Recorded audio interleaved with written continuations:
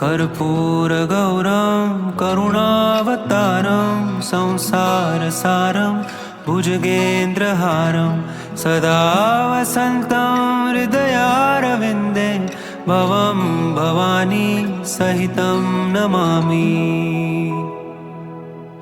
कर्पूरगौरं करुणावतारं संसारसारं भुजगेन्द्रहारं सदा वसन्तं हृदयारविन्दे भवं भवानी सहितं नमामि।